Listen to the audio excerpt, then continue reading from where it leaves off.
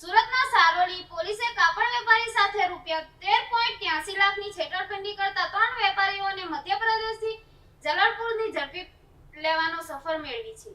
આ કાર્યવાહીના સુરત શહેરના વેપારી સાથે થતો વ્યાપારિક છેતરપિંડી વધતા બનાવ રોકવામાં ભાગરૂપે હાથ ધરવામાં આવી હતી.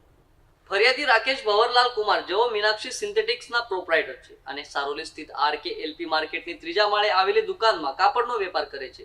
મળતી માહિતી અનુસાર આરોપીઓના દલાલ ગૌરવ ઓઝા, દેવકીનંદન ક્રિએશનના પ્રોપ્રાઇટર જયકુમાર ગણેશ પ્રસાદ મહેરા અને તે જ ફર્મના વહીવટકર્તા નીલ જયકુમાર મહેરાનો સમાવેશ થાય છે. આ ત્રણેય આરોપીઓએ ફરિયાદી સાથે મીઠી વાતો અને લોભામણી લલચામણી કરી તેમનો વિશ્વાસ મેળવ્યો હતો. ત્યારબાદ તારીખ 7/2/2018 થી તારીખ 12/4/2019 દરમિયાન અલગ અલગ બિલ દ્વારા કુલ રૂપિયા રકમ 22,32,894 ના ગાર્મેન્ટ કાપડનો માલ મંગાવ્યો હતો. આ માલ બદલ તેમાંથી માત્ર રૂપિયા 8,49,000 ચૂકવ્યા હતા અને બાકીના રૂપિયા 13,83,894 ની રકમ આજ દિન સુધી ચૂકવી ન હતી. આ રીતે ફરિયાદી સાથે વ્યાપારિક વિશ્વાસઘાત અને છેતરપિંડી કરવામાં આવી હતી.